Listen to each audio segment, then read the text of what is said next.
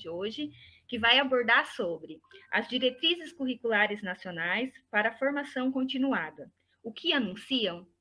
Enquanto ela estiver realizando a explicitação dessa temática, vocês podem ir colocando questionamentos, reflexões no chat, que eu vou fazendo as seleções desses questionamentos, dessas reflexões, e aí no final da apresentação da professora Andréia, a gente vai fazer uma conversa, tá bem?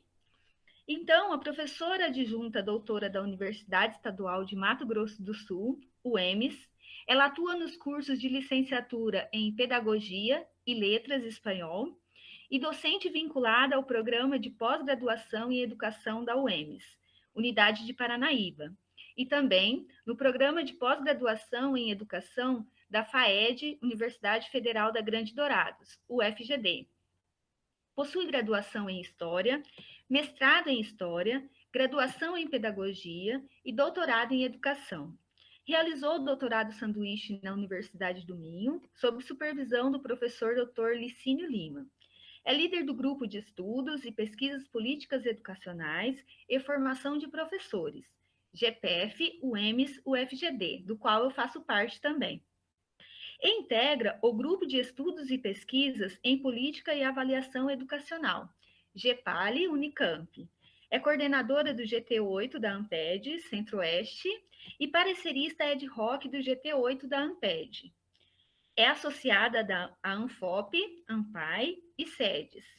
Tem experiência na área de educação, com ênfase em política educacional, atuando principalmente nos seguintes temas: políticas e programas educacionais, administração e gestão educacional, formação de professores, educação escolar indígena, Paulo Freire e educação básica.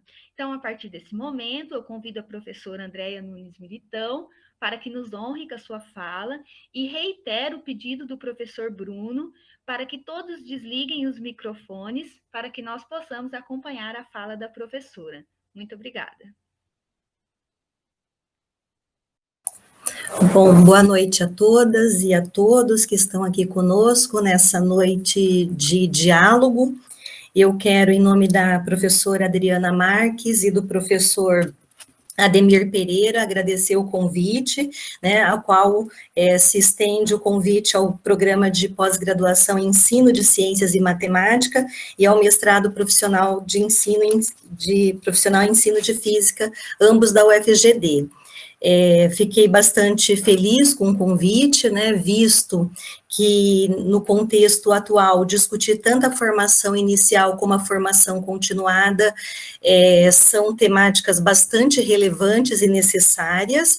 Então o convite me chegou de forma que me gerou bastante entusiasmo, né, é isso que eu queria colocar. É uma temática bastante complexa, né, para a gente trabalhar de forma rápida numa noite, até porque, da forma como eu vou tratar hoje, né, de forma separada da formação inicial, não é a forma como a gente compreende, né, então, a proposta para hoje, né, as diretrizes curriculares nacionais para a formação continuada, o que anunciam, ela primeiro precisa ser justificada pela própria cisão que o atual governo federal propiciou e gerou no campo da formação, quando a gente olha para os normativos. Então, colocado isso, eu rapidamente vou só trazer aqui um elemento, porque eu sei que aqui já acompanhei pelas pessoas que estão no ambiente, tem alunos, né, tanto do mestrado como, né, do mestrado que a gente aqui citou como promotores do evento, mas tem alunos de graduação, tem outros programas de pós-graduação acompanhando, né, eu vi até que o pessoal da Unesp de Prudente está aqui conosco, né, também cumprimento a professora Renata Portela, que está aqui acompanhando, enfim, e todos os presentes aí no espaço. Então, queria só trazer algumas questões iniciais, antes da gente entrar na temática propriamente dita, visto que a gente tem uma diversidade e amplitude grande de público aqui nesta noite. Então, assim, uma primeira questão para colocar é que nós passamos nas últimas décadas, né, especialmente a partir do início dos anos 2000, por uma por um processo de elaboração de diretrizes voltadas para os cursos de formação inicial, né? Isso é demarcado, sobretudo, em 2020. Na sequência, né, em 2015, a gente consegue elaborar, né, com apoio da sociedade civil, das instituições do campo educacional, com ampla participação da universidade, nós vamos conseguir formular uma resolução que articula a formação inicial e a continuada. Só que mais recentemente, em 2019, né, com a divulgação da nova diretriz, que vai ser normatizada pela Resolução 2 de 2019, nós vamos ter uma cisão num processo que, historicamente, as entidades do campo educacional lutaram, né, incessantemente para que a gente conseguisse trazer um conceito que vinha sendo gestado e formulado no campo do conhecimento, notadamente no campo da formação de professores, para os normativos nacionais. Então, dito isso, é importante que a gente fale aqui que o campo da formação de professores, ele tem uma regulamentação normativa, e aí eu citaria, né, como elementos normativos que ainda estão em vigor, nós temos 3 especial importantes, né? Nós temos aí o Plano Nacional de Educação de 2014 em vigor até 2024, e nesse Plano Nacional, entre as 10 metas, constam 3 prioritárias para o campo da formação de professores. Nós temos um decreto, que é o decreto 8.752 de maio de 2016, que fala especificamente sobre a Política Nacional de Formação dos Profissionais de Educação Básica.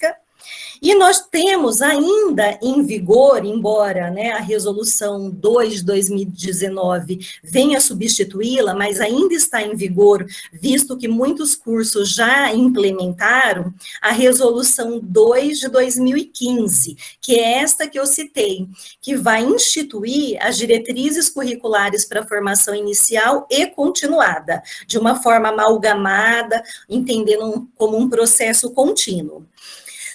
Um contexto que vai alterar, né, esse curso, né, de políticas, que aqui a gente está caracterizando como políticas que trazem avanços para o campo da formação de professores, nós vamos ter, a partir de 2016, né, o que o Saviani, Demerval Saviani, chama de golpe jurídico midiático parlamentar. A partir desse golpe político, jurídico, parlamentar, nós vamos ter a elaboração de uma série de normativos que vão incidir diretamente na Política Nacional de Formação de Professores. Então, a partir de outubro de 2017, vai ser anunciado no então governo Temer um PowerPoint, onde já se anunciava mudanças em torno do campo da formação de professores. E vão se seguir várias tentativas de construção desse documento, que vão gerar a Resolução 2 de 2019, que se restringe apenas à formação inicial. Para aqueles que estão se aproximando do campo da formação de professores, né, a formação inicial, historicamente, vem sendo defendida que ela ocorra em instituições de ensino superior, sobretudo em universidades, mas ela também pode ocorrer, e ainda ocorre em menor grau, em cursos de nível médio. Ainda temos essa preparação no âmbito da formação de professores, embora nós defendamos que deva ser em nível superior, e essa é a bandeira histórica dos movimentos organizados, sobretudo, da ANFOP, né? Bom, colocado isso, nós vamos fazer uma introdução aqui, falando um pouco do que é essa formação continuada de professores. Na sequência, eu vou defender um conceito freiriano de formação permanente, e, por fim, a gente vai chegar ao normativo, que nós não tivemos acesso ainda à sua versão final, apenas a minuta, porque não está disponível ainda no site do Conselho Nacional de Educação. Então, quando a gente fala de formação continuada de professores, é importante a gente dizer que essa noção de formação, ela foi, ao longo de boa parte da nossa história, restrita, né, ao atendimento e preparação em cursos de formação de professores em universidades. Essa abordagem, essa perspectiva, junto com o espaço do ensino médio, como eu coloquei, ela não considerava, por exemplo, as instituições como sindicatos e escolas de educação básica como locos de formação. E aí seriam locos, né, da formação continuada. Então, nessa visão que predominou por grande parte da nossa história, a noção de formação, né, de professores, ela ficou realmente restrita à preparação no âmbito das universidades e ainda, né, nas instituições de nível médio, principalmente com curso normal, né? Mas a partir, sobretudo, da segunda metade dos anos 80, nós tomamos emprestado, né, um movimento que começa a surgir, emergir nos Estados Unidos, que vai colocar, né, uma separação, mas de forma amalgamada, entre formação inicial e pré-serviço, de um lado, e formação continuada ou em serviço, do outro lado. No Brasil, nós começamos a usar mais de forma recorrente o termo formação contínua ou formação continuada. Claro que esse processo, né, que começa a caracterizar a formação inicial e formação continuada, sofreram várias críticas, né, pelos pesquisadores do campo, porque começaram a entender, né, que haviam degraus, né, o termo popularizado na época eram degraus, eu preciso terminar a formação inicial para acessar a formação continuada. E nós começamos a ter, desde a década de 80, uma profusão, vários cursos de formação, né, continuada, mas geralmente cursos, né, que tinham características mesmo de ser pontuais, características de ser eventuais, né, e nesse momento os professores passam a aderir a esses cursos, e eu sei que a maioria do público dos mestrados que aqui estão são professores da educação básica, né, que é pré-condição, inclusive, para o mestrado profissional, começam a aderir a esses cursos, né, com sentido ou de aperfeiçoamento, ou de reciclagem, que eram termos que se usava lá nos anos 80, mas que nós passamos a refutar, né, visto que o conteúdo que eles carregavam não era adequado para aquilo que nós entendemos como um contínuo no processo de formação de professores. E era muito comum os professores acessarem esses cursos, né, muitos até apenas a cursos de férias ou cursos de finais de semana, com a intencionalidade meramente de adquirir certificação, porque isso era necessário para ascensão na carreira, sobretudo com a questão salarial, né? Então, isso é extremamente forte na década de 80 e passa a ser alterado, sobretudo, com a promulgação da Lei de Diretrizes e Bases da Educação Brasileira, em 96, que vai trazer, dentro, né, dos seus artigos que tratam da formação de professores, principalmente o artigo 61 e 62, que vão trazer a formação inicial e a formação continuada. Na sequência, nós vamos ter a institucionalização da política de fundos. Primeiro o Fundef, na sequência o Fundeb. Esses dois fundos vão trazer, né, na sua normatização, que 60%, né, do recurso dessa política de fundos deveria ser destinado para salários, mas 40% dessa política de fundos era dirigido para o que a gente chama de MDE, né, para manutenção e desenvolvimento do ensino. E dentro desse MDE, nós temos o processo de formação contínua. Então, muitos municípios e estados começam a se preocupar, né, com os processos de formação, visto que agora nós temos, né, rubricas próprias de financiamento para essa formação. Então, começam a proliferar vários cursos, né, sejam aqueles de 40 horas, cursos de aperfeiçoamento, cursos no modelo Lato Sensu, né, que também são de pós-graduação, e passa a haver um grande processo de adesão a esses modelos de curso, visto que os planos de cargos e carreiras exigiam uma formação e cursos para ascensão na carreira, né, para que as pessoas pudessem galgar outras etapas, né, da sua carreira profissional. Dito isso, né, nós também temos aqui que fazer uma ressalva que muitos desses cursos eram cursos pontuais que não tinham continuidade. Isso gerou uma série de críticas, né, porque não haviam continuidades dos processos formativos. E vão dar origem a algumas teses, né, no campo da formação. Há uma tese que a gente fala, que é a tese da culpabilização, porque fala que todos os problemas presentes no campo educacional são problemas de responsabilidade dos professores, portanto, a sua formação, tanto inicial ou a sua não formação continuada, podem levar, né, a problemas no campo da educação. De outro lado, nós tínhamos também uma tese da vitimização, que é uma tese que coloca, né, que os problemas inerentes à escola ou a situação de trabalho dos professores faz com que eles não consigam resolver os problemas de educação, portanto, são vítimas também desse processo, né? Rompendo com essas ideias, nós entendemos, né, que a formação continuada, ela precisa considerar não apenas a questão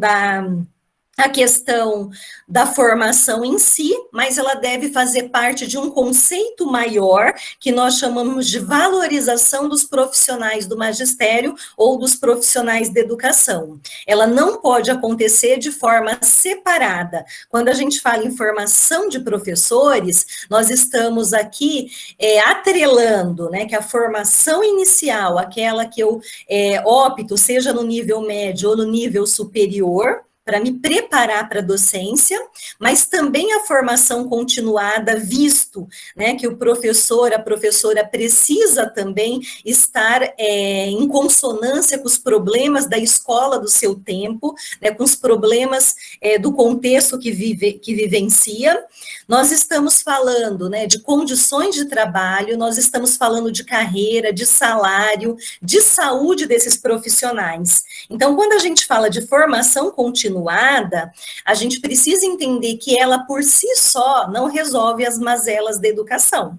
Mas toda vez que a gente discute as políticas docentes, a formação continuada ou a formação inicial são tratadas como elementos para resolver as mazelas da educação. E o que eu estou colocando e afirmando nesse momento é que nós não podemos colocar essa centralidade no campo da formação. Ela precisa vir acompanhada desses elementos que são tão importantes, né? Formação continuada, formação inicial não pode se dissociar de condições adequadas de trabalho, de carreira e salários adequados, de condições efetivas, né? Para que esse profissional possa atuar de forma adequada.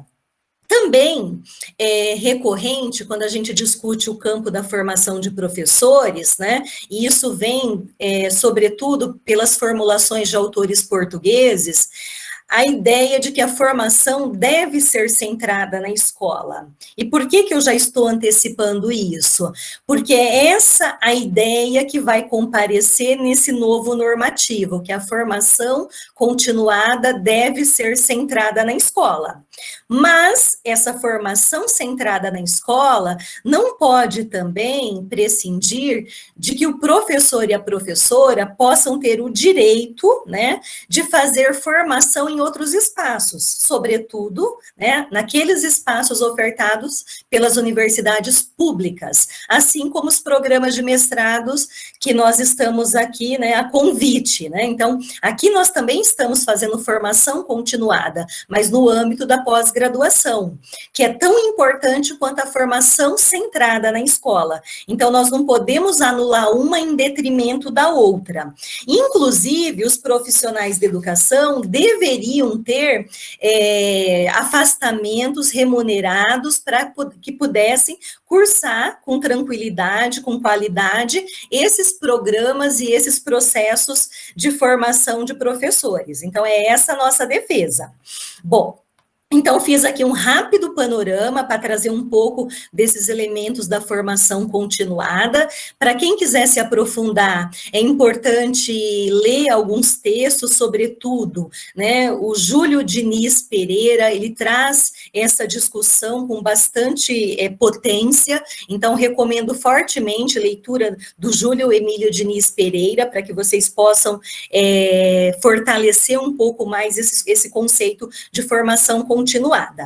Bom, o que nós estamos aqui, né, chamando de formação permanente, né, na perspectiva freiriana, né? Então, estou colocando isso agora para a gente se contrapor ao que está presente nesse novo normativo denominado Diretrizes Curriculares Nacionais para a Formação Continuada e Base Nacional da Formação Continuada. O próprio Paulo Freire vai trazer como definição, e aí eu já estou localizando aqui para vocês, o próprio Paulo Freire vai colocar como formação permanente, né, o que ele chama de natureza formadora da docência, que não poderia reduzir-se a puro processo técnico e mecânico de transferir conhecimentos. Essa citação ela é extremamente importante para a gente nessa fala, porque a nova resolução que está para ser publicizada, já foi aprovada no Conselho Pleno do Conselho Nacional de Educação, ela centra todo esse processo nos conteúdos da Base Nacional Comum Curricular. Então, é o que ele se opõe aqui. Paulo Freire diz que a natureza formadora da docência, que não poderia reduzir-se a puro processo técnico e mecânico de transferir conhecimentos. E quando nós olhamos a minuta, né, desse parecer, porque nós temos o parecer e a minuta da resolução, nós vamos ver que a proposta ela é extremamente fixada em conteúdos já delimitados previamente, porque eles comparecem na Base Nacional Comum Curricular. Então, a formação continuada na perspectiva desse novo normativo deve se centrar apenas nos conteúdos que já estão indicados na base, né, tanto da educação infantil, do ensino médio e do ensino fundamental. Então, esse é um problema para a gente discutir nessa noite, né? O Paulo Freire vai colocar ainda, né, e ele foi secretário de Educação, né, entre 1900, dentro do governo da Luísa Erundina, que durou de 89 a 92, mas o Paulo Freire sai antes, né, como secretário, ele vai dizer que desde aquele momento, o início da década de 90, nós não poderíamos aceitar esses pacotes de formação que tinha como prerrogativa definir os conteúdos, os processos de formação, e dentro desses pacotes formativos já vinha a perspectiva da avaliação, que é o que a gente está localizando aqui também nesse novo normativo, né? Nós temos o conteúdo definido, e nesse novo normativo já há indicação textualizada que deve haver avaliação periódica desses processos de formação para verificar se estamos nos formando de acordo com o que a BNCC coaduna. Então, aqui nós temos, de novo, né, a edição de pacotes de formação. E qual que é o problema que nós visualizamos? Porque não se parte das necessidades formativas dos trabalhadores que estão nas escolas. Então, é necessário, quando nós vamos formular, elaborar qualquer programa, né, de formação de professores, que a gente compreenda quais são as necessidades formativas dos professores daquela escola, né, que necessariamente não é padrão, dentro de um mesmo município, de um mesmo estado ou de um país. Então, nós temos contextos diversos. Então, por isso que pacotes que são pensados fora e sem diálogo, né, fora da escola e sem diálogo com os profissionais da educação, sejam aqueles que estão na educação básica, sejam aqueles que estão no ensino superior, eles acabam sendo pacotes que tratam de treinar os profissionais da educação, mas que não consideram esses sujeitos como proponentes, como elaboradores, mas apenas como meros aplicadores. E aí nós temos um problema, né? Porque quem sabe é quem formula. E dada essa questão, né, nós precisamos aqui dizer que ela não se funda nas ideias de Paulo Freire, certamente, porque ela vem com uma perspectiva que nós chamamos de racionalidade técnica, né? Paulo Freire estaria em outro campo, né, numa racionalidade crítica. Então, vai na contramão dessa proposta de formação permanente freiriana, né? E qual é o pano de fundo desse documento, né? E que é necessário que todos que estão aqui, todas que estão aqui presentes, se atentem, sobretudo, para ler com muito cuidado esse normativo, porque aparecem termos e expressões que vêm de uma racionalidade crítica, mas que são apropriadas pela racionalidade técnica. Então, é central uma leitura cuidadosa, porque ao ler esse documento, por exemplo, nós não localizamos a centralidade da universidade nos processos de formação continuada. Sequer aparece a terminologia universidade nesse documento. E o Paulo Freire, desde o seu momento de experiência como secretário, mas como um grande autor e uma referência para o campo educacional e para o campo da formação de professores, ele dizia: não podemos cair num ponto de rejeitar o conhecimento universitário, o que seria um erro tão grave como na perspectiva oposta de desprezar o conhecimento gerado na escola. É preciso que, pelo contrário, desde o começo do processo, vá ficando cada vez mais claro que, embora diferentes entre si, quem forma se forma e reforma ao formar, e quem é formado forma-se e forma ao ser formado. Ou seja, essa relação entre universidade e escola de educação básica, ela é fulcral. Nós não podemos nem prescindir e anular a importância da universidade, do outro modo, nós também não podemos cair no extremo de supervalorizar a escola de educação básica. É uma relação que precisa ser amalgamada, que precisa ser de parceria. Então, nós chamamos de uma função articuladora entre escola e universidade. É isso que Paulo Freire defendia e é isso que ele pôs em prática quando se tornou secretário municipal de educação. E a experiência de Paulo Freire foi muito interessante, porque ele foi secretário, né, da maior cidade do país, São Paulo, né?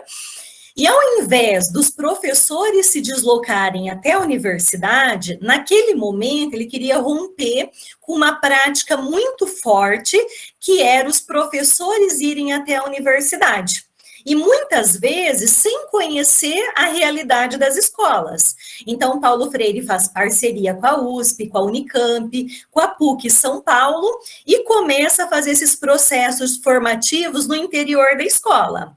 Mas sem, né, colocar como algo proibido o deslocamento de professores à universidade. Mas a intenção era que a universidade conhecesse as dificuldades da escola, né? Porque nós temos uma escola idealizada, imaginada, e muitas vezes nós não conhecemos a escola real, as suas condições estruturais, os sujeitos que frequentam aquela escola. Então, é importante que o professor que forma a partir da universidade, que ele conheça essa realidade. Então, essa é uma das ideias colocadas aí.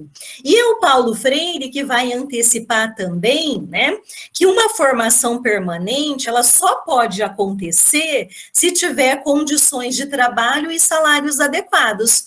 Então, ele dizia que uma escola pública e popular, eficaz e democrática, alegre com suas professoras e professores bem pagos, bem formados e permanentemente formando-se. Então, essa é a lógica que nós precisamos, né, defender, que não está aqui nesse documento que nós vamos passar na sequência a falar.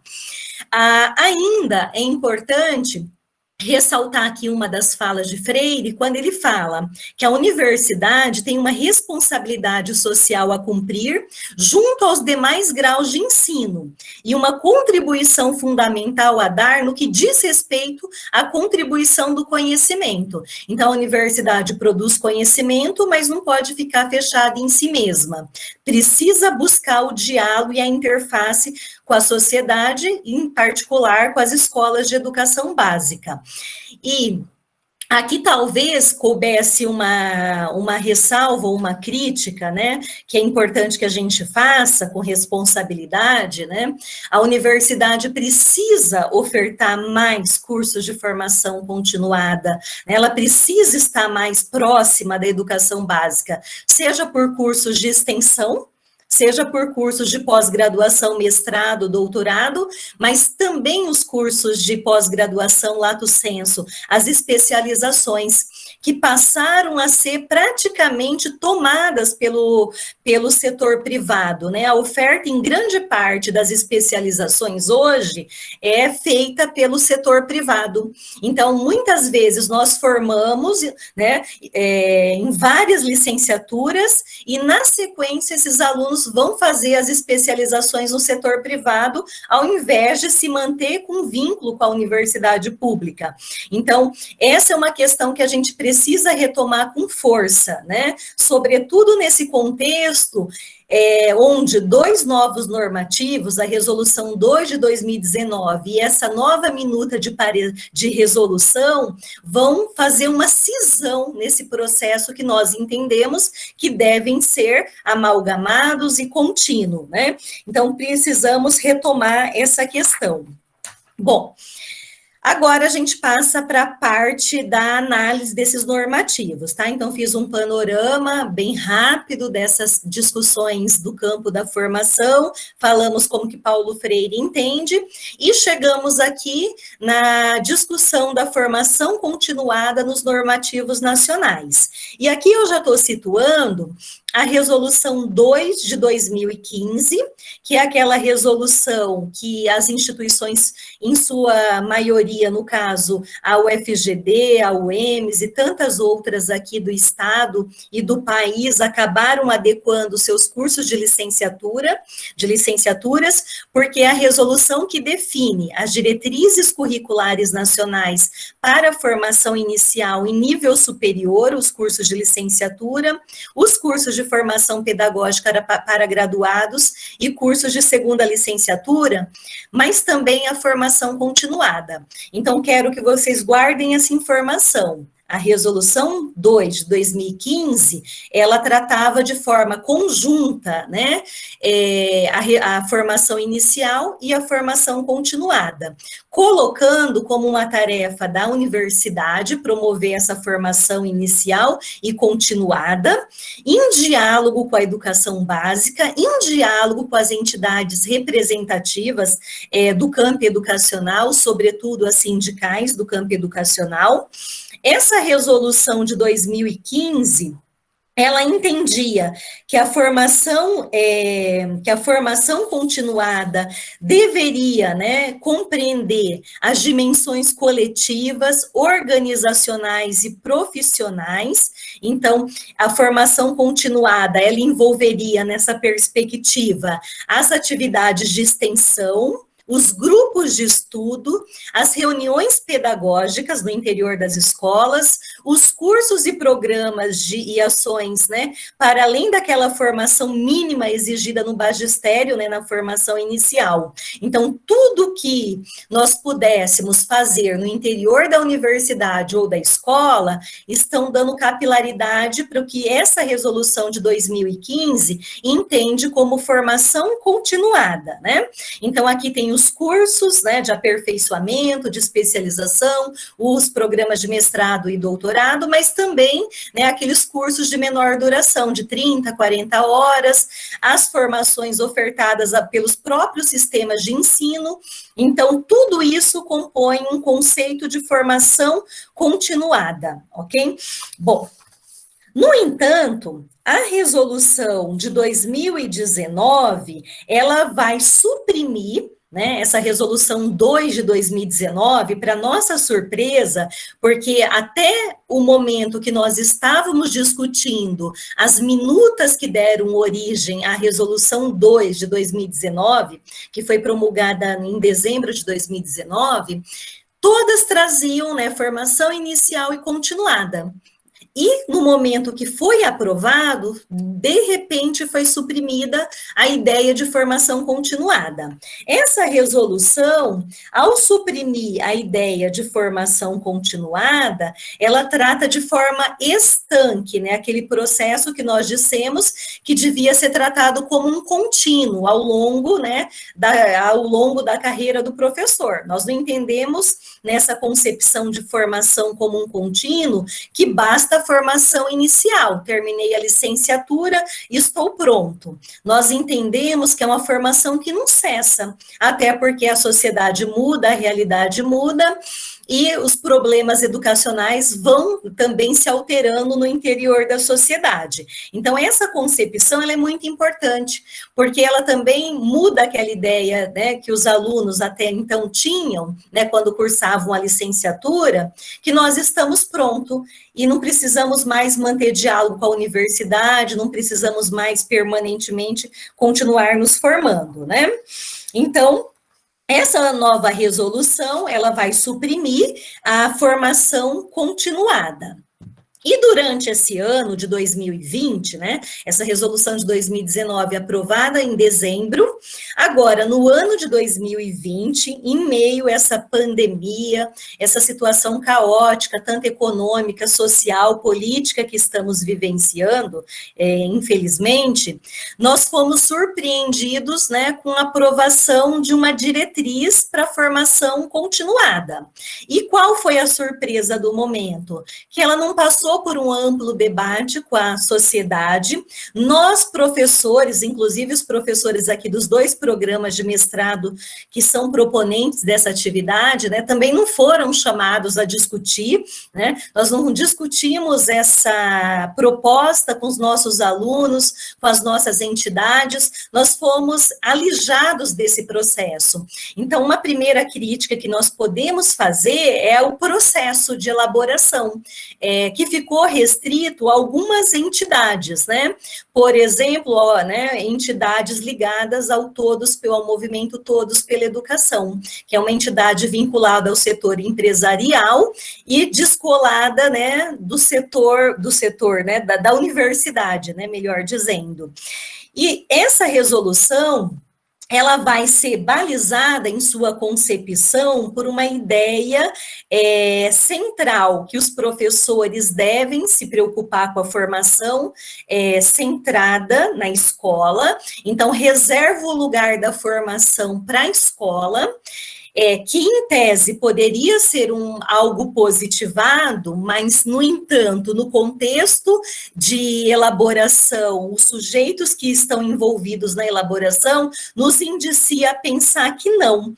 Porque uma formação centrada na escola, na perspectiva que está posta aqui, ela basicamente, ela anula o papel da universidade, porque não é colocado aqui como parceiro nesse processo, é uma formação que já anuncia no próprio texto que ela pode usar de recursos da tecnologia, inclusive cita aqui, né, os artigos 80 e 62 da LDB, que fala do uso de recursos de tecnologia da educação à distância, né, como centrais nesse processo. E aí é um problema, né, do meu ponto de vista, centrar a formação nessas bases. Uma outra questão que é problemática, que comparece nesse material que nós tivemos acesso, é que a BNCC, que é a Base Nacional Comum Curricular, deve ser, né, o principal elemento para articular o processo de formação continuada de professores, ou seja, né, basicamente restringe a formação continuada a um curso para aprender, né, habilidades e competências centrados aí, então, na BNCC. Então, é um outro problema. Outra questão que vai comparecer aqui na resolução é a centralidade aqui da formação de professores, mas como colocando o professor como responsável pelo seu próprio processo de desenvolvimento profissional, e quando a gente fala que isso é um problema, é porque desobriga, né, ou desresponsabiliza os sistemas educacionais desse processo, então coloca o professor como responsável do seu próprio desenvolvimento profissional, e não os sistemas que deveriam criar, possibilitar, estabelecer parcerias, sobretudo com as universidades públicas. Outro problema colocado aqui é a centralidade na prática, né? E ao colocar a centralidade na prática aqui, trava de novo uma discussão que nós estamos tentando resolver historicamente, porque nós não temos nós não queremos aqui travar ou é teoria ou prática, nós entendemos que deve ser de forma articulada. O Paulo Freire fala que nós devemos partir da prática e retornar à prática, mas nós só conseguimos fazer isso, né, se nós buscarmos aportes teóricos, porque mesmo a prática que ingenuamente possa ser vista sem teoria, nós sabemos que tem uma teoria balizando aquela prática. Muitas vezes o sujeito, o professor, né, não consegue desvendá-la, e é isso que a gente tem que explicitar, né, nesses processos formativos. Então, outro termo que vai aparecer nesse documento, né, que para nós é um pouco preocupante, é a questão, né, de colocar a formação continuada, né, que vai aparecer sobretudo num item que chama provisão das ações, vai colocar a importância de institucionalização de uma rede para congregar formadores que se sustentem mesmo com mudanças de governo, né? E aqui parece algo que é interessante, né, numa leitura acrítica, mas quando a gente faz a leitura crítica, dá a impressão que nós vamos ter um contínuo de processos de formação, mesmo quando nós tenhamos mudanças de governo. Então, vamos exemplificar, né? Nós estamos no limiar de termos mudanças no âmbito das prefeituras, né? No âmbito das prefeituras. Então, se nós quisermos mudar a política de formação continuada de um determinado município, se isso for institucionalizado, não vamos poder, porque a ideia é combater a descontinuidade. E isso é o elemento importante da política, né? Toda vez que a gente elege este ou aquele prefeito, governador ou presidente, a gente está tentando mudar o projeto de sociedade, o projeto de educação e, consequentemente, um projeto de formação de professores. Então, parece interessante, mas, ao meu ver, não é. A não ser que nós estivéssemos aqui falando de um processo de formação continuada, tal como estava posto na Resolução 2 de 2015, né? Então, esses elementos que eu estou levantando, eles vão já sinalizando, né, as implicações que essas novas diretrizes trazem para a formação continuada.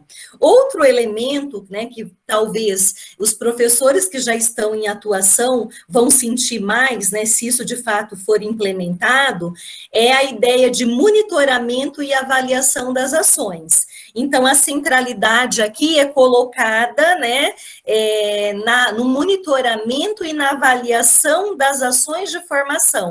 Então, nós vamos conseguir aferir se aquela formação baseada na Base Nacional Comum Curricular, na BNCC, ela foi implementada. Se ela foi implementada, os alunos, consequentemente, irão bem nas avaliações, consequentemente, vai ser avaliado como positivo esse processo de formação, né?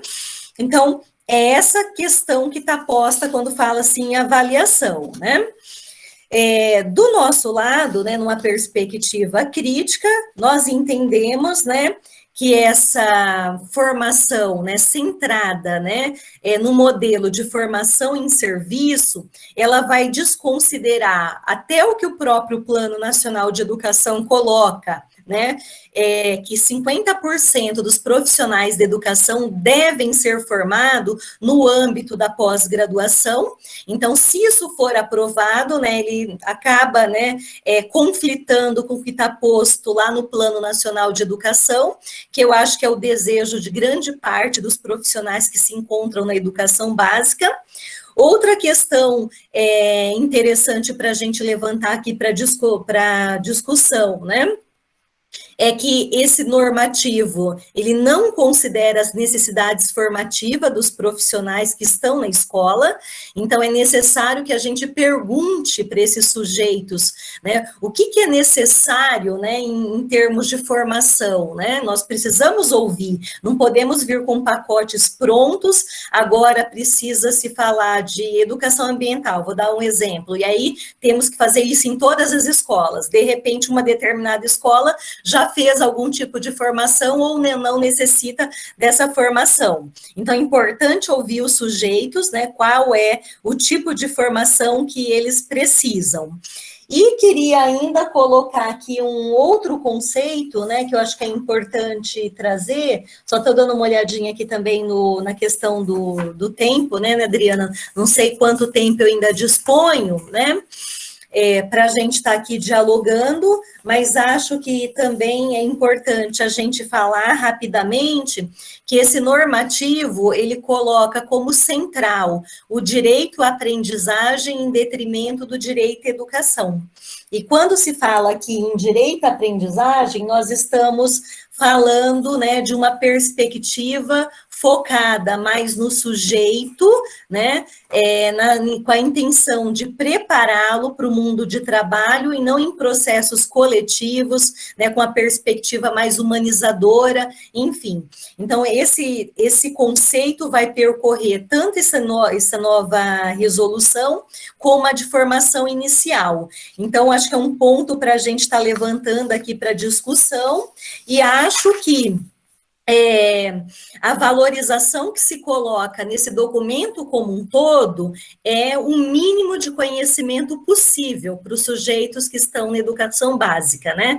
O que está posto é que eles adquiram, né, um instrumento cognitivo mínimo e de conhecimento mínimo. É isso que está posto aqui, por isso que engessa dentro da Base Nacional Comum Curricular, e vocês certamente já tiveram a possibilidade de manusear a BNCC e veem que dá para aferir, né? Tem códigos, né? Para que a gente possa trabalhar com conteúdos específicos, né? Já de forma engessada. Isso, óbvio, né? Que está ligada a um viés, né? Fortemente individualista, centrado em resultados, né? E que não tem aquela lógica que nós defendemos, né? Que é o direito à educação numa dimensão coletiva, igualitária, processual. Então, isso percorre os dois novos normativos quando a gente está falando de formação inicial e agora um novo normativo de formação continuada. Eu acho que são esses apontamentos que eu queria fazer, e aí a gente vai para o debate. Eu não sei exatamente quanto tempo eu falei, se eu estou no tempo adequado, mas ainda podemos conversar mais, Adriana. Tá ótimo, Andréia. Obrigada pela fala aí, eu acho que deu uma provocada aqui para a gente conversar mesmo, trazer para o debate, que eu acho que a gente precisa ouvir também, né, os professores, ouvir os alunos, principalmente nesse momento, igual você começou citando logo no início, né, nesse momento que a gente está vivendo, um momento tão difícil, né, que acho que é sempre importante citar, um momento de isolamento, um momento de pandemia, um momento onde a gente tem muitas coisas em xeque, né? A gente tem tanto em relação à pandemia, uma questão de saúde pública, quanto em relação a outras demandas que nós podemos observar que elas continuaram passando de uma forma muito mais aligerada do que, de repente, poderia se passar conforme você trouxe aí nas discussões. Então, acho que pelo menos nesses momentos, eu acho que acaba sendo um alento para a gente poder conversar um pouco e trazer um pouco essas inquietações, essas provocações que vão sendo colocadas ao longo dessa discussão. Então, eu trago primeiramente, acho que a questão do Cleiton Ramos de Souza. Depois você coloca, Cleiton, se você é professor da escola ou professor da universidade, porque eu acho que não está aqui, mas ele levanta um questionamento muito importante, Andréia, que inclusive esse questionamento depois também a Marisa Correia Leal, ela também vai nessa mesma linha, nessa mesma perspectiva, então eu acho que dá para fazer, agrupar esses dois questionamentos, que é em relação à dificuldade que a universidade tem em ser parceira com a Secretaria de Educação, de forma que possa existir possibilidades de ter ali trabalhos coletivos e que possam, de fato, conhecer essa realidade da escola. Então, por que tem essa dificuldade? Eu acho que essa é a pergunta principal do Cleiton e também da Marisa. Eles vão nessa linha, né? Posso, então, né, problematizar um pouco. Eu acho que para a gente começar essa problematização, né, a gente não pode também tratar como se fosse um processo único, né, a gente está aqui com pessoas de vários lugares também do país, de vários municípios, então a gente tem processos bastante diferentes, né, nessa relação entre universidade e sociedade, universidade e educação básica.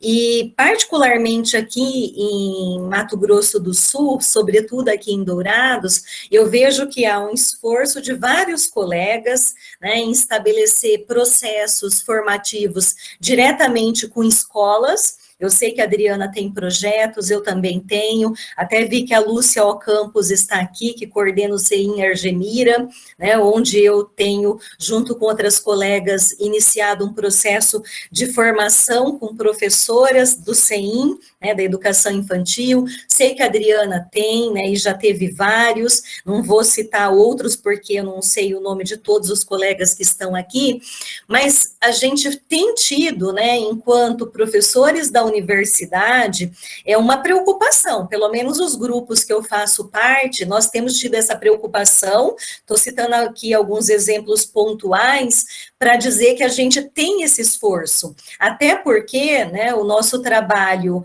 enquanto profissionais, né, e funcionários públicos na condição de professores universitários, nós fazemos, né, além de ensino, pesquisa e extensão. Então, como fazer extensão se não, né, nós que somos do campo educacional, se não com a rede de educação básica. Então, eu vejo que aqui tem esse esforço, né? E queria citar ainda um outro projeto que eu fiz parte, junto com a professora Maria Alice, com o professor Fábio Perboni, também da UFGD, e com a Elis Regina, que é colega nossa da UEMS, nós fizemos uma parceria com a Secretaria Municipal de Educação de Dourados para fazer formação continuada para coordenadores pedagógicos.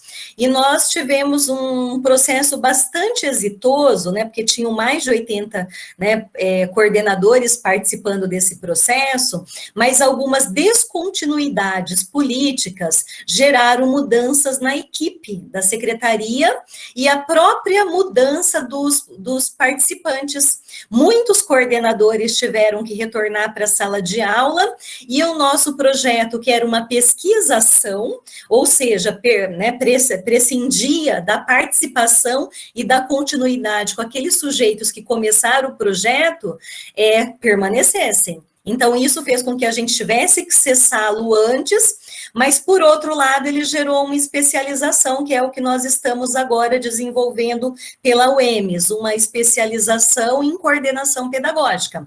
Então, estou dizendo isso para falar que nós temos várias experiências, mas eu sei que tem colegas aqui da Unesp, de Prudente, assistindo, e sei que lá é muito forte essas parcerias entre a Universidade, Unesp, e a Secretaria Municipal de Educação, né? Inclusive fiz parte de algum deles. Então, eu acho que a gente precisa publicizar mais, né? Talvez muitos sujeitos que estão na educação básica não conheçam, né, esses trabalhos ou não vejam ainda essa possibilidade como algo que possa ser firmado. Então, eu aconselharia que aqueles colegas, né, que estão trabalhando na educação básica insistissem no convite aos professores de qualquer licenciatura. É muito difícil que todos vão dizer não. Então, acho que tem que insistir, porque para nós é importante. Se eu não estou trabalhando na universidade, eu estou lá na escola de educação básica.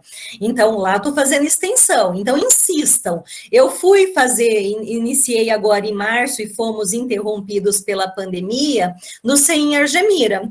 E porque a Lúcia Ocampos, que está aqui, ela é egressa do curso de pedagogia da UEMS. Ela me ligou nas férias para a gente estabelecer essa parceria. Então, ela me ligou. Algumas vezes é a educação básica que nos chamam, outras vezes somos nós que vamos até a secretaria ou até as escolas procurar espaço para propor. Eu também já propus outros projetos de extensão, eu confundo um pouco o nome das escolas, né, porque tem o Arthur Campos Belo e o Armando. Se eu não me engano, foi no Armando, tá? Que nós fizemos um projeto de extensão muito interessante por 3 anos.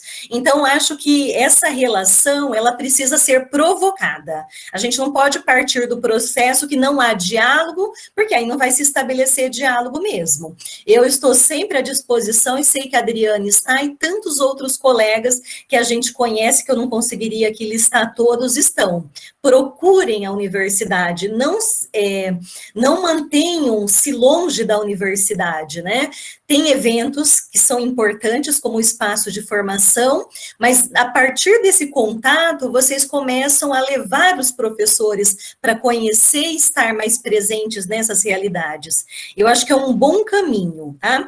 Agora, é lógico que tem, né, dificuldades de parceria em algumas áreas, porque não tem essa tradição. É algo relativamente novo, né?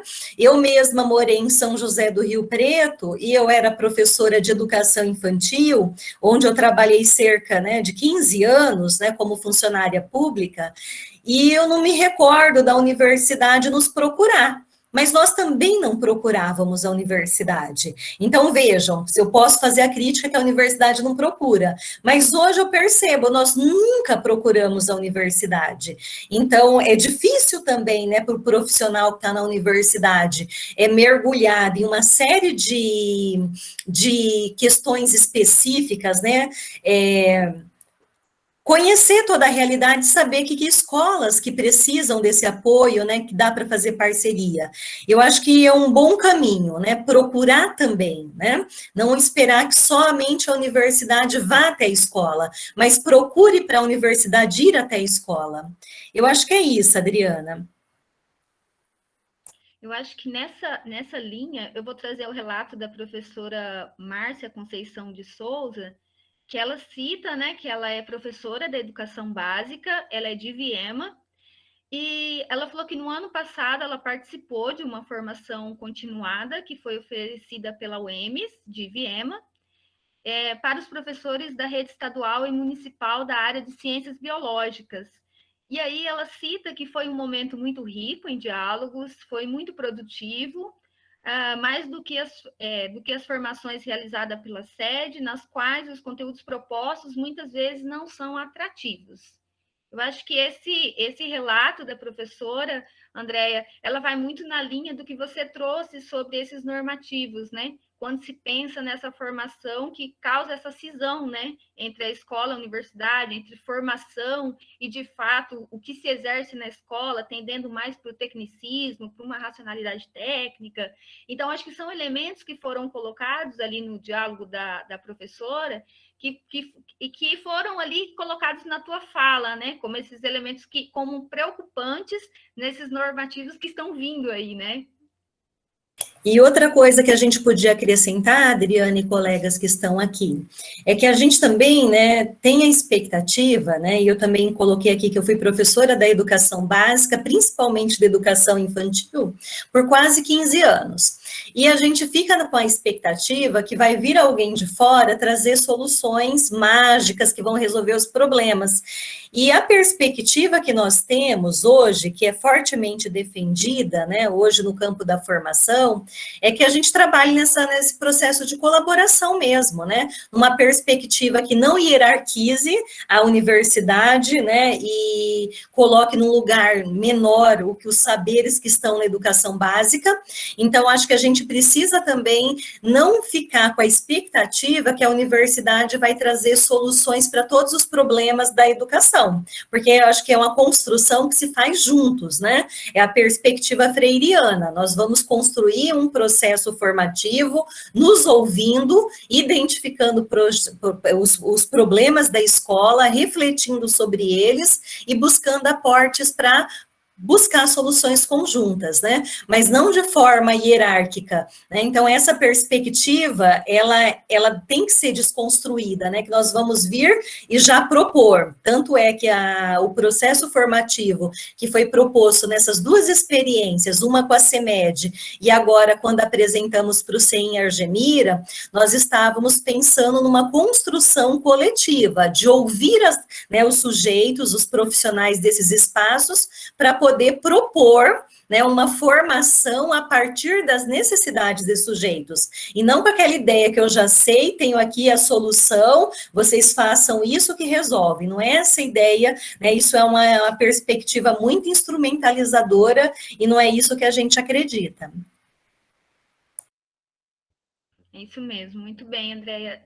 Eu só queria retomar a fala do Cleiton, que eu tinha perguntado, pedi para ele colocar no chat, né, se ele era professor da escola ou da universidade, ele é professor da rede estadual e também é mestrando, né, do programa de mestrado de Educação Científica e Matemática da UENS.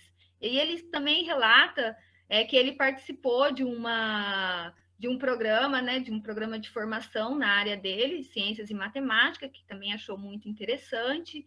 E aí, Andréia, nós temos vários comentários, né? Várias pessoas estão participando pelo chat, estão trazendo experiências, ou mesmo colocando alguns questionamentos, né? A Luciana Maria, ela fala da importância de democratizar a universidade para que ela não seja tão atacada pela opinião pública. Eu acho que esse é um ponto importante também para a gente colocar. A Marisa Correia, ela elogia, fala, né? Fala que foi muito pertinente o que nós estamos colocando. A Elciane, ela vai trazer sobre a importância significativa de Goiás, que tem os professores, quanto à resistência e também quanto às parcerias nas universidades. Eu acho que esse é um ponto importante também, né, quando a gente pensa em exemplos do que pode, de repente, a gente trazer aqui para a nossa conversa, né? Quando o professor coloca qual é a dificuldade desse diálogo, né? Então, acho que o primeiro ponto é a gente fazer esse enfrentamento mesmo, esse movimento de tentar se aproximar da escola e também se aproximar da Secretaria de Educação. E aí a gente tem exemplos em outros lugares, como você citou, né? No caso da Unesp, no caso de Goiás, que a Luciane coloca aqui também. Eu acho que a gente tem que trilhar por esse caminho, né? Perfeito, Adriana, né? Eu estou aqui reconhecendo alguns colegas que estão se pronunciando, mas esqueci até aqui na rapidez para falar, de cumprimentar o Cleiton, a Marisa, né, Euciane, Luciana. Eu acho que os comentários e as questões são bem pertinentes, né? No momento que a gente está vivenciando, acho que é fundamental essa fala da Luciana, né? Nós precisamos defender a universidade pública, né? E mais do que nunca, essa defesa ela tem que ser assumida pelos profissionais da educação básica, porque a universidade pública pode e poderá ofertar cursos de formação continuada, de forma gratuita, de qualidade, né, para que os profissionais da educação possam, né, ocupar esse espaço. Esse espaço ele não pode ser dissociado da educação básica. Nós criamos historicamente também uma separação, né, entre os professores e profissionais da educação básica e aqueles que estão no ensino superior. Isso não é tão comum em outros países, né?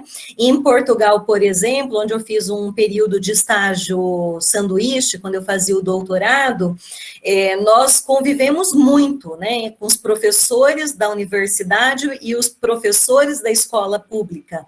E a gente sequer consegue distinguir quem é quem quando a gente conversa ou quando tem uma intervenção pública, porque a preocupação com a formação desses profissionais da educação básica é tão central que a ampla maioria tem mestrado, doutorado e estão no mesmo patamar de discussão. Então, eles não ficam apenas centrados em questões do ensino da série para que eles trabalham, né? Eles estão preocupados com as questões gerais da educação, e eu acho que isso também é algo que a gente tem que fazer um chamamento. Nós não podemos nos preocupar apenas com questões vinculadas à etapa, à série ou ano que a gente está trabalhando, mas a educação como um todo. Então, a educação agora, ela está sob ataque, isso é um fato, né? Os professores da educação básica, mas também os professores do ensino superior, as instituições de educação básica, mas também as instituições de educação superior, e nós precisamos fazer essa discussão mais ampla da educação e não centrada em questões específicas, que é isso que esses novos normativos fazem com que o professor fique preocupado apenas com a metodologia, com o conteúdo que vai ministrar, e esqueça que isso faz parte de um processo maior, de um projeto de educação, de um projeto de escola pública, que envolve um projeto de formação de professores, né? Então, nós não podemos tratar isso de forma particularizada, mas precisamos retomar a discussão da educação como um bem público, algo maior. E muitas vezes não fazemos, né? Porque a gente nem vai, né? Ou para a universidade discutir, seja nos eventos, e esse momento aqui é importante para a gente poder falar sobre educação, seja no sindicato, seja nas associações de classe, enfim, nós precisamos ocupar a discussão da educação, porque outros sujeitos que não são da educação estão debatendo por nós e falando o que nós temos que fazer e discutir. Então, eles direcionam o nosso foco de discussão para questões pontuais. Mas quando a gente fala assim, o currículo, né? Quem que define o currículo? Quem que define o conteúdo? Né? Quem que define a formação do profissional da educação? Então, nós não estamos ocupando esses espaços de definição, e por isso que nós temos que retomar o debate público dessas questões. Pode começar na escola, né? Começar na escola discutindo, né, os sentidos e as definições que chegam de fora para a escola, mas nós precisamos ir além. Agora, por exemplo, né, o debate central da educação básica, voltar ou não voltar às aulas presenciais? Quem que está falando sobre isso? Os professores que estão na educação básica estão sendo chamados para opinar?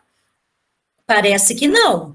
Até onde eu estou acompanhando, os pais estão sendo consultados, né, porque tem uma questão aí de responsabilidade, mas os professores não têm sido chamados. Vejam como os professores são anulados do debate sobre educação, assim como são anulados em todas as decisões de educação, de modo geral. E é isso que nós não podemos deixar que aconteça. Nós precisamos retomar as rédeas desse debate. Quem debate educação é quem está na educação. Óbvio que outras pessoas podem debater, mas não em condição de definir por aqueles que vão executar nesses espaços a educação. Então, outra discussão importante que nós não podemos nos furtar de fazer o debate público é a aprovação do Fundeb, né? E isso tem a ver com as condições de trabalho. Se eu não tenho, né, financiamento adequado para a educação, né, eu não consigo avançar, né? Aí está colocado uma série de questões que nós precisamos retomar.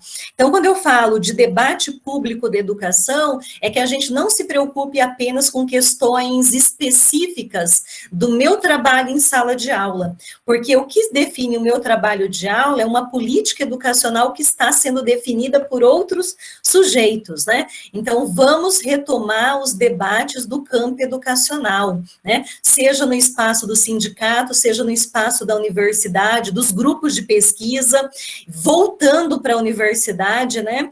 Nesse momento de pandemia, a gente tem buscado se atualizar, sobretudo por meio dessas lives, né, desses webinários que têm sido muito positivos para a gente compreender, né, o que está por detrás do que chega, né, para a gente cumprir na escola. Então, acho que o momento é pertinente para a gente, né, ouvir mais, mas também para a gente ocupar o lugar de fala. Eu acho que essa fala, Andréa, ela dá uma provocada, né? Eu estava olhando o chat, muitas reflexões, muitos questionamentos, né? E eu acho que você tocou num assunto aí que eu acho que é central nesses dias que a gente está vivendo, né? Que parece que cada hora é algo mais trágico, vamos chamar assim. Cada momento é algo mais inacreditável que nós estamos acompanhando. E dentre isso, você citou algo que é fundamental, que é o Fundeb, né? E o Fundeb, eu acho que é importante, talvez você falar até um pouquinho mais, pensando também nos alunos nossos de mestrado, que estão acompanhando. Eu acho que falar da importância do Fundeb na educação, de forma sintética, que a gente já está, né, extrapolando, mas acho que é importante tocar nesse ponto, uma vez que foi um ponto de muita discussão, e às vezes a gente não tem uma dimensão da essencialidade que é o Fundeb e da conquista que foi o Fundeb para a educação, né? Sim, eu não sou uma especialista na discussão de políticas de fundo, nem de financiamento, mas todos nós sabemos que vamos pensar desde a aprovação do Fundef, né? Nós tivemos aí a destinação de um recurso, né, que gerava, né, deixa eu pensar melhor aqui para explicar de outra forma, tentar organizar as ideias aqui, né, porque eu não tinha pensado em falar sobre isso, mas enfim.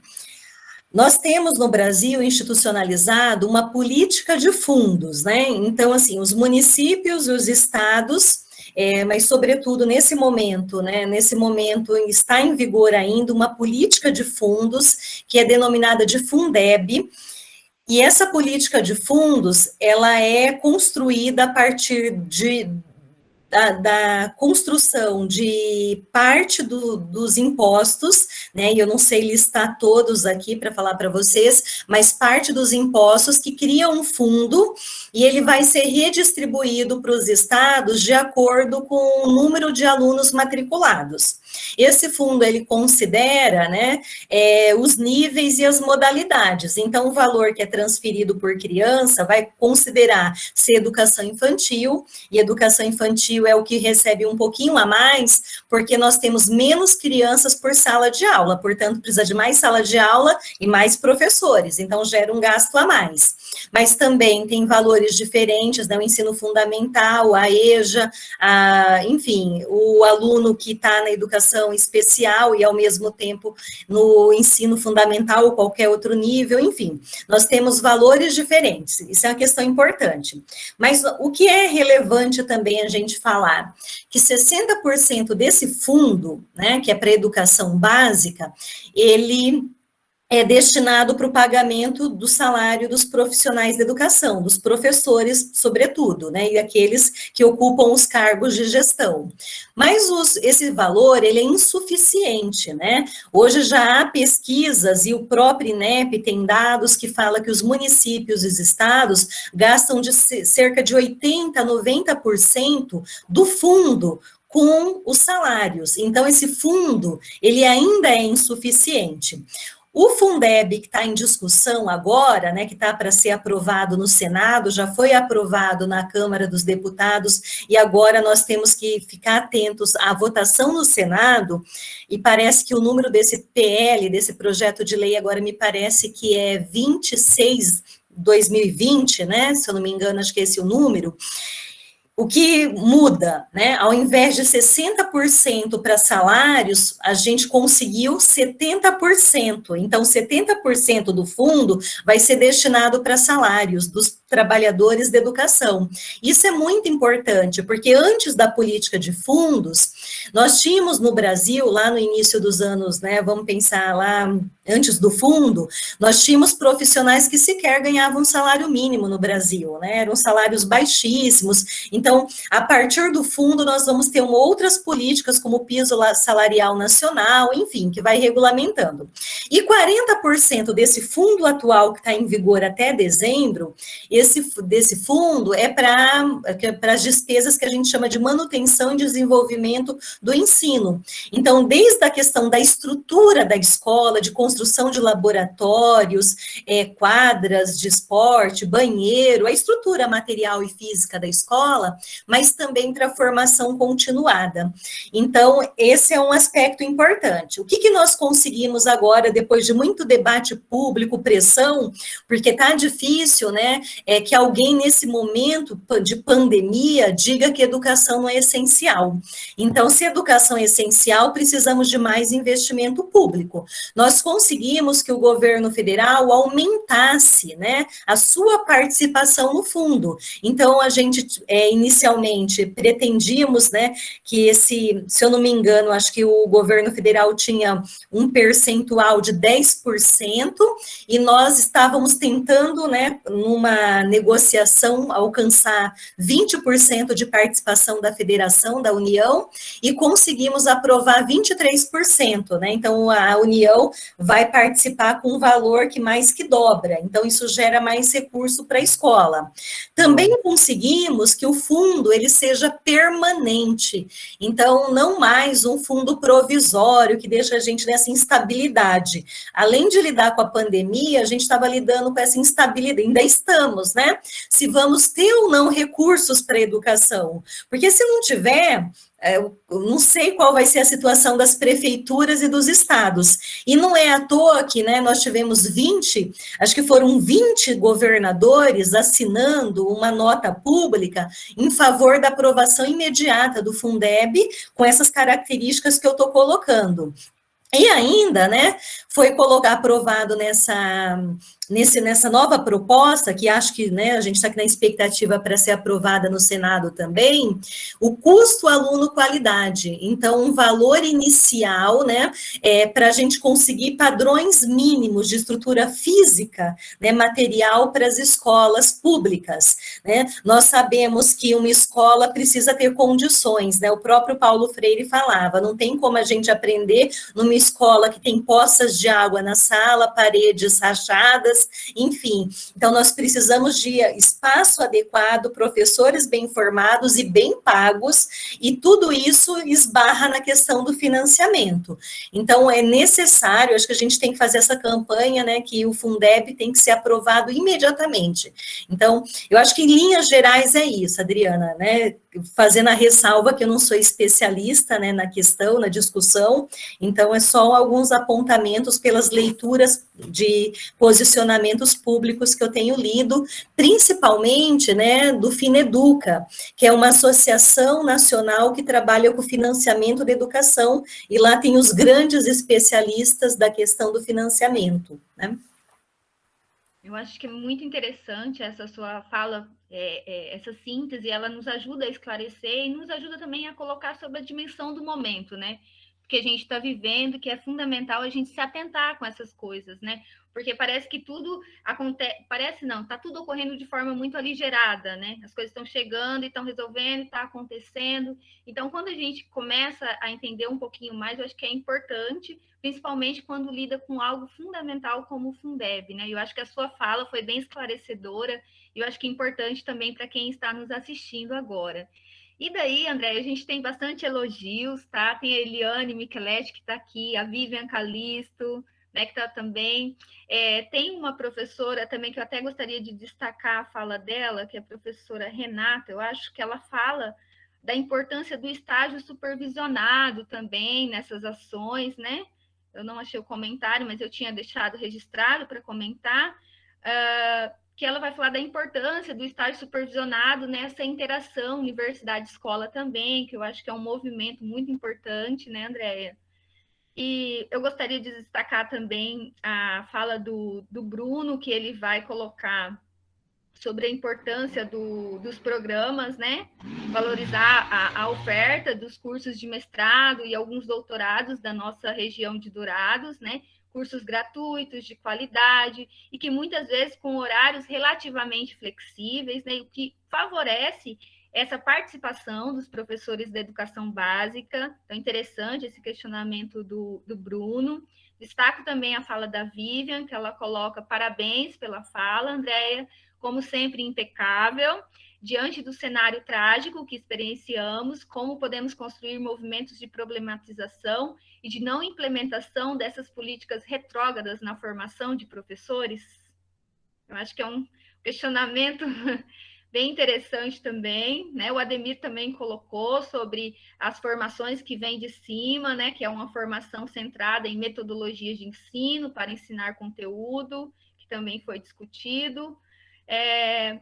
E aí, ao longo, né, os professores, alunos foram citando sobre, elogiando também a sua fala e trazendo algumas experiências, né? Eu acho que nós poderíamos ir para as considerações finais agora. Você queria, de repente, fazer um compilado, né? Ou citar algumas outras coisas, mas eu acho que, de uma forma geral, a gente conseguiu, né? Pelo menos mesmo sendo nesse período que a gente considera um período muito difícil que a gente está vivendo, e nós estamos em quase 100 mil, não vi a atualização de hoje, mas nós estávamos com quase 100 mil mortes por Covid-19. Eu acho que é um dado que não é só um dado, são pessoas, e eu acho que é importante enfatizar. A gente está vivendo um momento muito difícil, um momento histórico difícil, complicado, tenso, complexo, mas em meio a tudo isso, as outras demandas, elas continuam acontecendo. Então, esses movimentos, eu acho, de reflexões e de conversa, eles são muito importantes e nos ajuda também a fortalecer as nossas parcerias, né?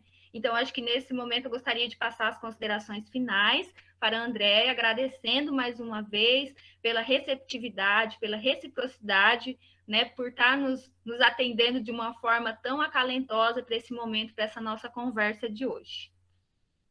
Bom, Adriana e colegas que estão aqui, né, fico bastante feliz, né, que tem bastante gente conhecida de perto, de longe, e mesmo eu não consigo ver aqui porque tem acho que mais de 150 pessoas, e não sei quantos comentários, mas eu não sou habilidosa para acompanhar simultaneamente, então, infelizmente, perdi de ver todo mundo. Mas, enfim, né, eu acho que nesse momento, como bem pontuou a Adriana, nós temos aí uma situação bastante grave, e ela é muito mais intensa, né, no caso do Brasil, sobretudo pelas decisões públicas que têm sido tomadas em relação à situação que nós vivenciamos, inclusive, né, desmerecendo o papel da ciência, do conhecimento, né, nesse processo de combate a uma pandemia tão grave, né, e que se nós tivéssemos tido um convencimento público, nós teríamos muitas vidas poupadas, porque a solução era muito fácil em termos de decisão pública, né?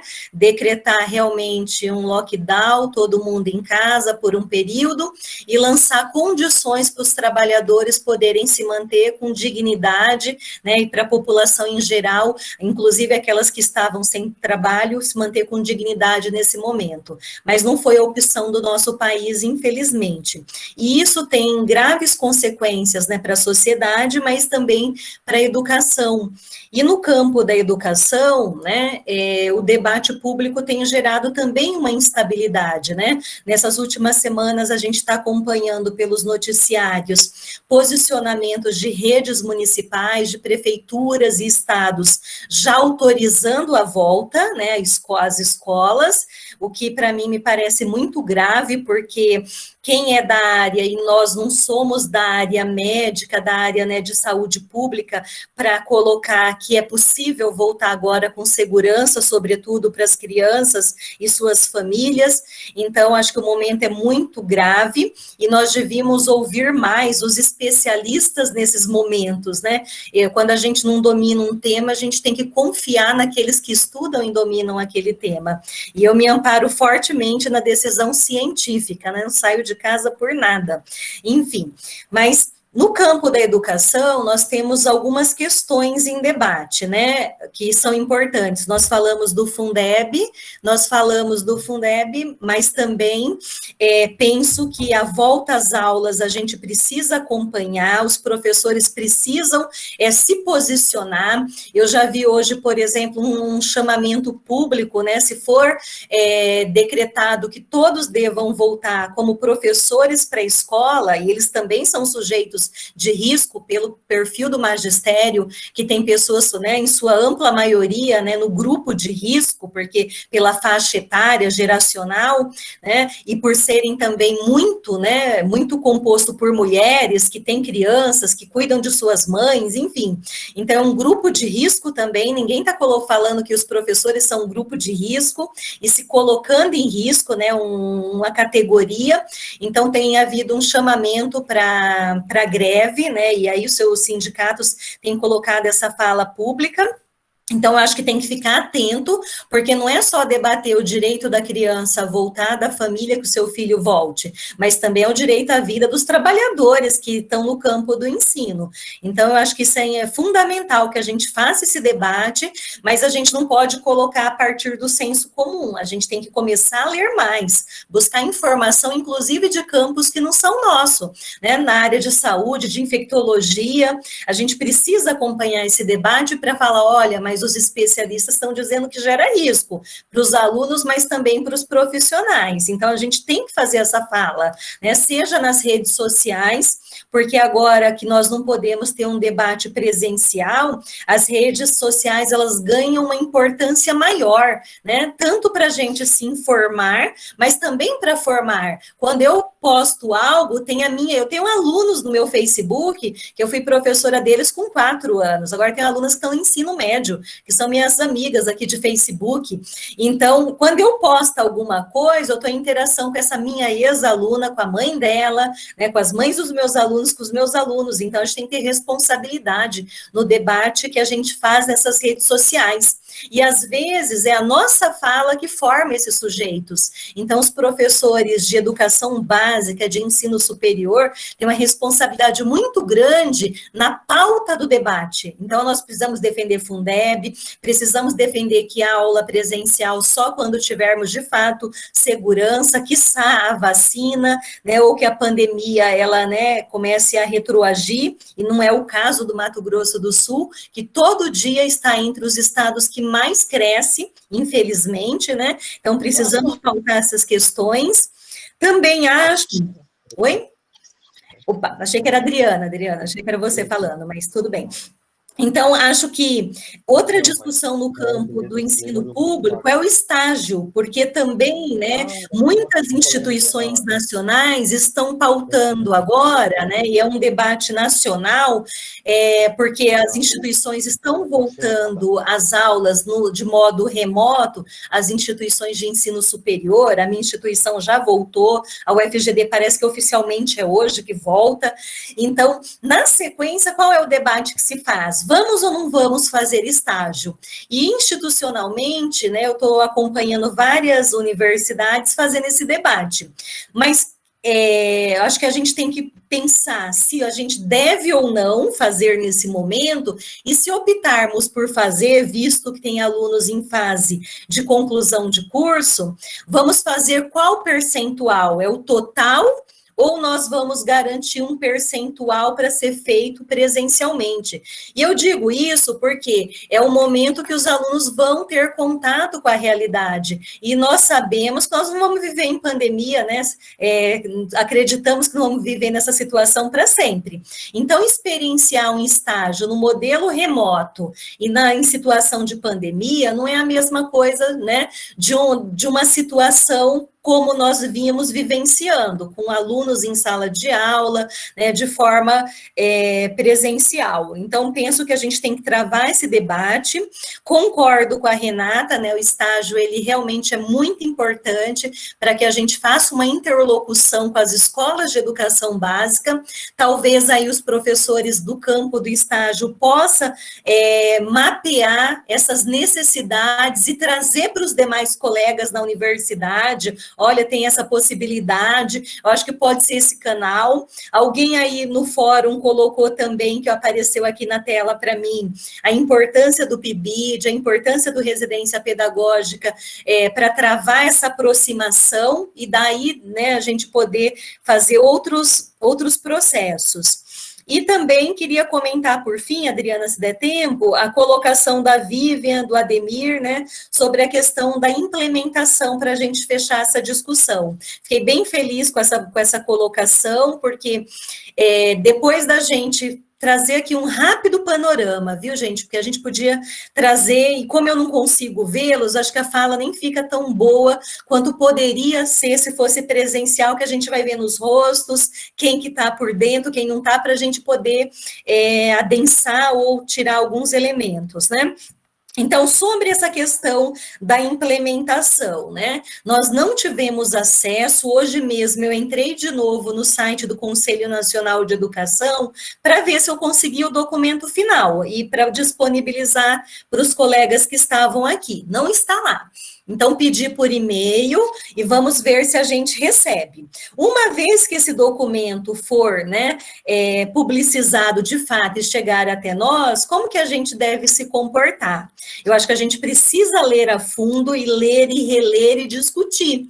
A gente tem que discutir com a universidade, com os sindicatos, com os grupos de pesquisa, né, e compreender o que está por detrás, porque de repente eu leio o documento e aparece uma série de palavras que são sedutoras, formação centrada na escola, mas qual é a concepção que está por detrás? Qual é a proposta que está por detrás dessa expressão dentro dessa conjuntura política que a gente está vivenciando? Então, a gente tem que ler o intertexto da lei, quem que está elaborando, né? Que sujeitos que estavam na expectativa da aprovação desse documento, né?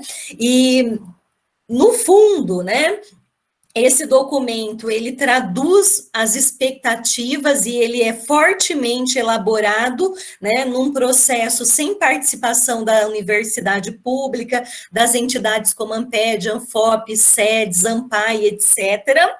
Ele é elaborado com apoio do setor empresarial, então, de certa forma, ele está ali atendendo, né, a expectativa desse setor.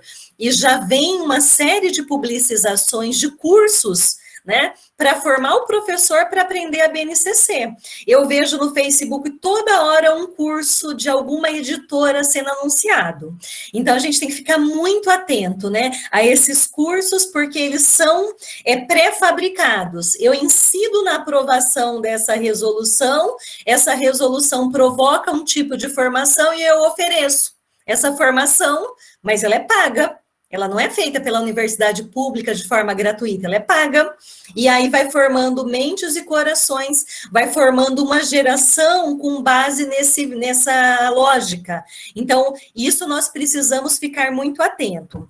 Mas como resistir? A gente tem que fazer o debate público, ocupar as redes sociais e a gente tem que incidir na implementação, porque toda lei, quando ela é formulada, né, não quer dizer que a gente tem um consenso. Ela foi formulada e aprovada, mas há um consenso? Nós estamos vendo aqui algumas discordâncias do documento, então ela não é consensual, ela não tem um consenso coletivo, ela não tem a adesão, então eu tenho que resistir à sua implementação ou tenho que propor formas de implementação diferenciadas.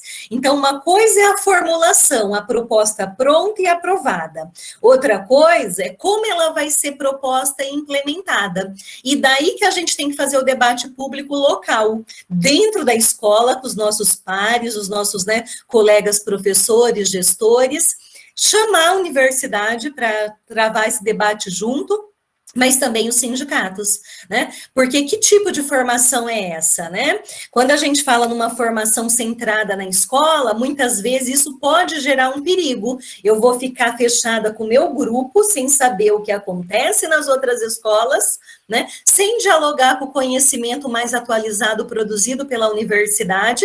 Então, eu acho que a gente precisa, né, começar a conhecer esses documentos, é o primeiro passo, e a questionar o que esses documentos vão provocar para a formação dentro da escola e do meu trabalho em si. Eu acho que é o caminho, né? A Marilena Chauí fala muito que nós temos que fazer agora um processo que ela chama de denúncia, né? Nós não podemos nos calar, né? Eu vou ver até se eu localizo aqui a citação que eu tenho dela, que eu gosto. Não sei se eu consigo localizar nesse momento, que é de uma outra fala, mas queria até terminar com ela, se der para esperar um minutinho, Adriana. É rapidinho, deixa eu ver se eu localizo aqui. Tá? Tem tempo sim, à vontade.